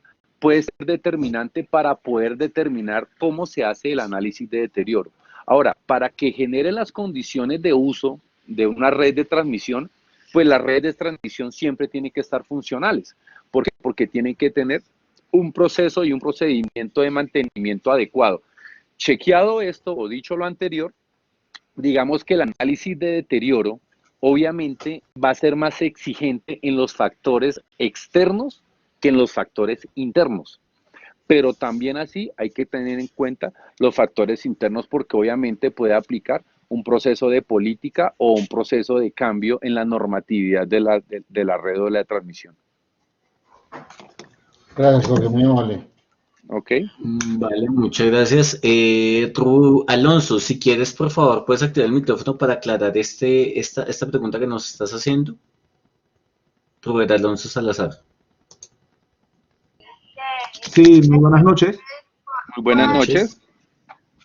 Sí, doctor, una preguntita. Es que, pues aquí con los compañeros hemos tenido unas discusiones sobre las vidas útiles cuando uno cuando se elaboraron las políticas contables. Ujú. Unos contadores me decían que las políticas contables, las vías útiles, teníamos que estimarlas igual como la planteó la DIAN o como la tienen en la tributaria, ¿sí? Ajá. Yo le decía a ellos que pues Que no. cuando yo estoy entendido con ANIF, sea PYME o sea full, yo debo hacer un análisis y mirar el comportamiento del uso de esos vehículos o el uso del activo. En el caso, por Ujú. ejemplo, yo les decía, no es el mismo uso que se le da al carro de la administración de un hospital como el de la ambulancia. Entonces las mediciones tenían que ser diferentes, es decir, yo voy a hacer uno por método línea recta y el otro puedo hacer por unidades de producción, ¿sí? Y yo puedo estipular Sí. las vías útiles. El carro de gerencia lo puedo decir que puede durar 10 años, porque el carro casi no lo mueve. Y la ambulancia le puedo decir que la vía útil puede ser 3 años, 4 años, dependiendo de la ambulancia. Ellos me discutían y me decían que no, que la vía útil hay que establecer para todos los vehículos iguales, siendo así que las políticas quedaron iguales así. O sea, que es cierto, puedo hacer ese análisis o tengo que yo estipularme con lo que diga la parte tributaria. Bueno, ¿cómo es su nombre? Perdón, ¿me lo repite? Ruber Salazar. Uber. Ruber Bueno, Alonso, Ruber Salazar. Uber, listo. Alonso. Alonso, bueno, Alonso, Sí. te comento. Obvio, usted está en toda la razón. O sea, es que la política fiscal de las vidas fiscales son muy diferentes a la estimación de una vida útil o una vida económica que tenga una empresa sobre un activo. ¿Sí me hago entender? ¿Por qué razón? Porque es que cuando yo tomo la vida fiscal, bueno, eso es una mala práctica que tenemos los contadores en realidad desde hace mucho tiempo, que es para evitarnos algo que se llama la conciliación de las depreciaciones, ¿cierto? La conciliación de las depreciaciones y obviamente el mantener una contabilidad con depreciación fiscal y una contabilidad con depreciación de vida útil o económica de los activos. Entonces, hay muchas empresas que hacen los estudios de vida útil de los activos. Y por eso es que en los análisis de deterioro usted puede entrar a modificar la vida útil del activo si tomando el criterio de uso, si se aumenta o se disminuye. Pero date cuenta que nada tiene que ver con la política fiscal, porque en la política fiscal esa vida útil puede ser mayor o puede ser menor. Y si es mayor, yo también tengo que buscar la forma de conciliar esa depreciación y tengo que solicitarle a la administración de impuestos, por favor, aceléreme la vida útil. ¿Por qué? Porque mis condiciones de uso del activo son estas, y por lo tanto necesito. Démonos cuenta que la DIAN cuando iniciaron los procesos de las NIF, lo que hicieron fue ampliar las vidas útiles de los activos, ¿cierto? Y muchas de las empresas acogieron esa ampliación de las vidas útiles con el ánimo de no hacer conciliaciones, pero en realidad yo tengo, o lo que me establece la norma realmente, las normas internacionales de información financiera y las NIF, que yo tengo que hacer mi estimación de la vida útil de mis activos. Y con base en esa estimación de la vida útil, yo empiezo a hacer mi proceso de depreciación. Y tanto así que tengo que calcular el valor de rescate del activo o el valor residual del activo. También tengo que calcularlo. Y eso es lo que nosotros tenemos que entrar como valoradores a cotejar en cada análisis de deterioro. Jorge, discúlpame un momento. Con gusto. Tenemos, Muchas gracias. es Claro. que aquí hay algo que es un inconveniente. Nosotros debemos recordar que las políticas de las vías útiles van directamente relacionadas con las políticas de las empresas, pero jamás podemos desconocer las vías técnicas de los activos, que ese es un gran error un gran error que se comete. Entonces, nosotros siempre debemos investigar las vías técnicas de los activos, ¿eh? Y mirar, porque nosotros en el proyecto, como lo voy a presentar, debemos presentar la vía útil, la vía remanente y la vía técnica de los activos, para que se tomen unas políticas muy claras con respecto a eso. Porque el día de mañana, como usted lo está diciendo, la amplitud que ha dado el Estado para las vías útiles, para mí, con el debido respeto, es un acomodamiento de alargar la vía útil de inmuebles para no hacer los presupuestos para cambiar ese tipo de activos. Sí, es que de hecho, Ricardo, en este orden de ideas, las compañías y las empresas, digámoslo así, deben de hacer sus propios análisis de vida útil y de vida económica de los activos. Cuando nosotros corremos nuestros procesos de depreciación desde el punto de vista de valoración, nosotros estimamos una vida útil, ¿cierto? Pero es que esa vida útil nada tiene que ver con la vida útil establecida por la empresa. Cuando nosotros nos generan ese valor, nosotros hacemos el análisis de nuestra información y revisamos útil los activos cuando hacemos análisis de deterioro, que son dos procedimientos diferentes. Por eso es que muchas organizaciones toman las vidas útiles que nosotros aplicamos en nuestras tablas de depreciación, cosa que tampoco es así porque nosotros lo que hacemos es determinar un valor razonable que tiene que ser comparado contra un valor neto. Si te das cuenta, nada tiene que ver. Entonces, hay que empezar a identificar todos esos factores para poder hacer una adecuada valoración, proceso de valoración, y adicionalmente para que la compañía realmente refleje la razonabilidad de sus estados financieros, ¿no? Muy bien, muchísimas gracias. Nos quedan dos preguntitas acá. Janet Lucía Quise nos dice, si una empresa ha definido dentro de sus políticas de reconocimiento el método del costo y deja agotar la depreciación de los activos, ¿puede optar por determinar un nuevo valor y hacer uso del valor revaluado? ¿Es posible depreciar el activo operativo más allá de su etapa operativa, es decir, adicionar el tiempo que dura el desmantelamiento? Bueno, esta pregunta también son buenas. Estos muchachos están juiciosos con preguntas. Bueno, esa pregunta es buena. ¿Por qué razón? Porque hay muchas empresas que adoptaron el método del costo y una vez se termina el método del costo, el activo va a quedar en su valor residual. Esto es claro, la norma lo dice claramente, entonces no vamos a tener inconveniente. Pero le permite hacer la transicionalidad, si es PIN, ¿cierto? Le permite hacer la transicionalidad al valor revaluado. En ese orden de ideas, se podría cambiar el costo, que ya prácticamente es el valor residual, y activar nuevamente el valor revaluado y calcular su vida remanente e iniciar un proceso nuevamente de depreciación. Pero es que eso se hace desde el punto de vista contable, no fiscal, que es que ese es otro tema que a veces confundimos nosotros, y entonces como yo empiezo la depreciación, entonces vuelvo y me deduzco el activo fiscalmente.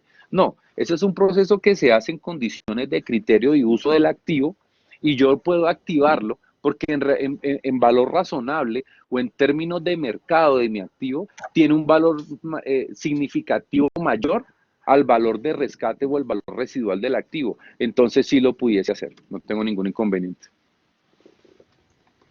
Ok, muchas gracias.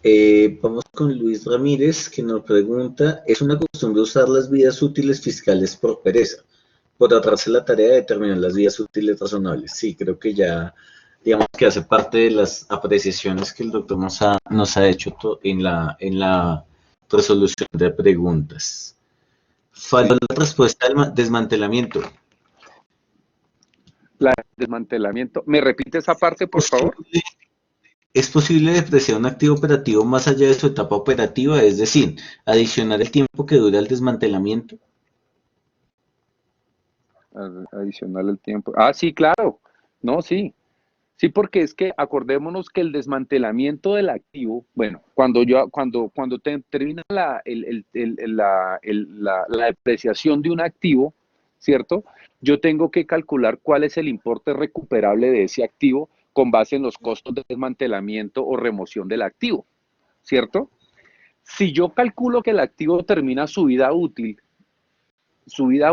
y su disposición del activo se acaba en ese momento para la organización, no tengo que contemplar los costos de desmantelamiento, porque obviamente, o bueno, digamos que los costos de desmantelamiento los voy a cruzar es contra el valor residual del activo, el valor residual. Si los costos de desmantelamiento o disposición del activo son mayores al valor de recuperación, pues obviamente yo tengo que, ese valor de recuperación tiene que ser cero y tengo que irlo midiendo de manera confiable en el transcurso del tiempo. Pero si en el desmantelamiento del activo me va a ser mayor el valor de recuperación del activo al valor que tengo yo calculado como valor de rescate, pues obviamente tengo que entrar a hacer un ajuste para incrementar ese valor de rescate del activo. Pero si ya el activo realmente se termina, pues obviamente se hace como se hace en la contabilidad normalmente, que es generar un beneficio en la venta o en la disposición de un activo, no hay ningún problema. Ok, Juan Carlos, bueno, vamos con las últimas dos porque ya nos pasamos del tiempo. Si contablemente tengo unos activos predios que fueron adquiridos para un embalse, pero ahora al actualizar los valores de los activos, al realizar los evaluados, el predio ya no existe, ¿qué se debe hacer? O sea, me repite la pregunta, el inicio es tan Si amable. quieres te la hago así. Sí, Mejor. perfecto. Mira, cuando yo quiero hacer un embalse, adquiero unos predios, ¿cierto? Estos predios Sí. jurídicamente existen folios de matrícula y todo. Pero ahora, digamos, en este momento se hicieron hace 10 años, pero ahora contablemente los predios existen, en contabilidad existe como un activo y jurídicamente también tienen su folio de matrícula inmobiliaria.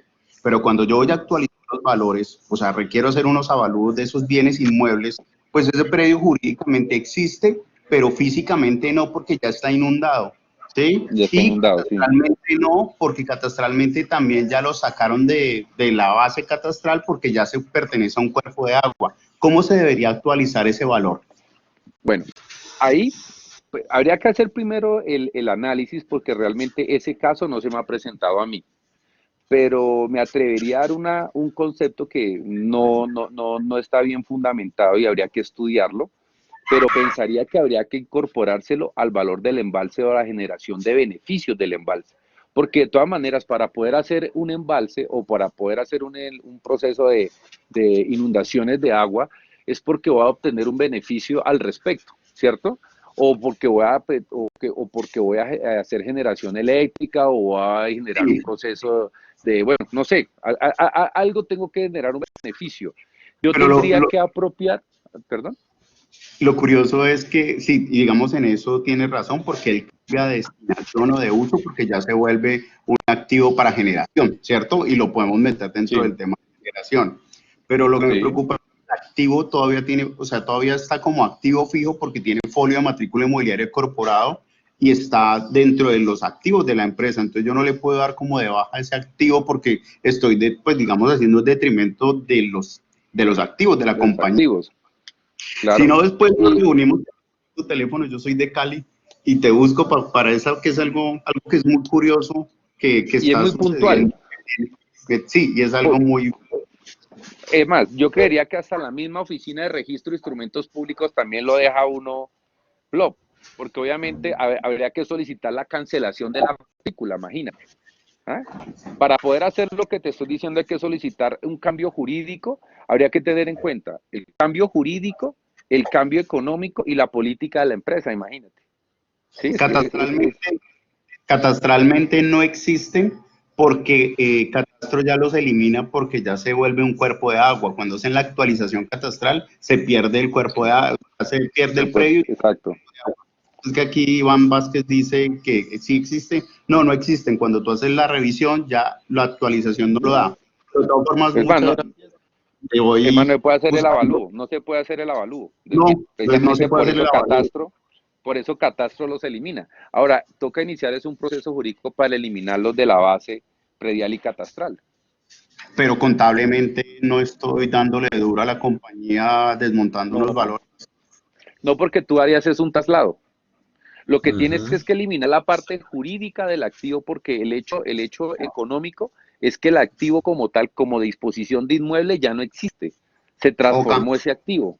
Y al transformar ese activo yo tengo que generar un cambio o un traslado de registro. Pero tenemos que dejar también la parte jurídica clara también del activo, ¿no? ¿Mm? Ok, perfecto. Y las políticas de la empresa. Voy a tratar de Con poner... mucho gusto. ¿Listo? Gracias. Claro que sí, con mucho gusto. En ese caso también sería importante ver precisamente cómo se cargaron esos activos al proyecto general del embalse, porque ahí es donde estaría el traslado para no afectar tan contablemente tan duro la organización. Es que todo depende ahí se depende de tres factores. ¿Mm? No solamente de la empresa, también depende de la parte jurídica. ¿Mm? O sea, ese es un tema que hay que analizarlo con detenimiento. Recuerde, Jorge, que hay zonas que en un momento determinado de esos procesos los dan como zonas de protección, ¿no? Entonces eso ha abarcado entre unos parámetros que hacen los catastros como Cali, Bogotá, para darle un valor, Claro. pero tiene un significado como un intangible dentro del proceso y las valoraciones que tengan las empresas. Claro, pero lo que yo entiendo es que de todas maneras el valor que le van a dar es un valor muy mínimo y obviamente ya castigar los estados financieros de la empresa, ¿sí es? Así es. Claro. Entonces por eso es que toca analizar la parte jurídica, las políticas de la empresa, ¿cierto? Y el hecho generador de los bienes para saber cómo se puede organizar. Eso puede generar inclusive un cambio de política. Puede generar un cambio, podría generar un cambio de política. ¿Mm? Eso. ¿Ves? Muy bien. Podría. Porque Gracias. tocaría hacerlo prospectiva, claro, tocaría hacer retrospectivamente los ajustes, pero, pues, o sea, estoy trabajando como en borrador porque pues no tengo la No información te y preocupes, muchas cosas, ¿no? esa pregunta me ha dado vueltas bastante la cabeza. Se ha actualizado, pero no No, se ha hecho a fondo y a profundidad de poderlo dejar en firme. no, pero se le tiene que tener la solución, eso tampoco es imposible.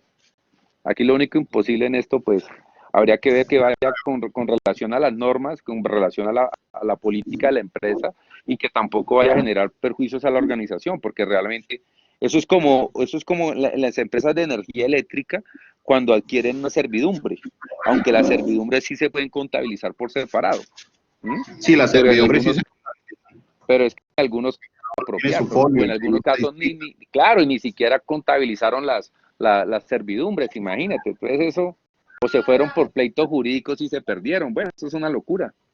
No, y así sea por imposición de servidumbre, se tiene que contabilizar, o sea, se tiene que contabilizar como los activos, como activo fijo y un valor destinado para la servidumbre. Sí, claro, tiene toda la razón, así es. ¿Mm? No, muchas gracias, de todas formas estamos en contacto, porque no es un solo predio, estamos hablando de los embalses, de casi la Sí, gran mayoría de embalses que se tienen, entonces no fue un predio que se compraron, estamos hablando de 100, no, 200, 300 predios, eso entonces, yo entiendo que no estamos hablando de 10 millones de pesos ahí, estamos hablando de así es. varias cantidades de recursos. Muchas gracias, muy No amable. Bueno, faltaba, con mucho gusto. muchísimas gracias a todos por su participación muy activa. Me encantan ese tipo de preguntas. Me encanta precisamente que complementemos esto realmente y volvemos a nuestra motivación de generar estos webinars, que es buscar espacios de concertación, buscar espacios de conocer otras temáticas o de ahondar en ciertas temáticas que a veces no quedamos no tomamos tan en serio o tal vez no tenemos el tiempo para poderlas explorar. ¿Y de quién? De la voz de los expertos realmente. Doctor García, muchísimas gracias por su participación, muchísimas gracias por todos sus aportes y por también habernos contestado tantas preguntas el día de hoy. Con muchísimo gusto y muchísimas gracias al convenio de la Universidad Santo Tomás y al ICONET por estamos para servirles. Vale, muchísimas gracias. Entonces nos esperamos el próximo martes, seguimos con nuestros webinars. El próximo martes vamos con un caso del apoyo de la tecnología a los resultados de una organización. Estamos hablando específicamente del caso de la política de gobierno digital, de la voz del ingeniero Frederick Ferro, experto y consultor en todo el tema de seguridad informática y desarrollo de software. Entonces los esperamos el próximo martes. Muchísimas gracias. Hasta luego. Feliz noche.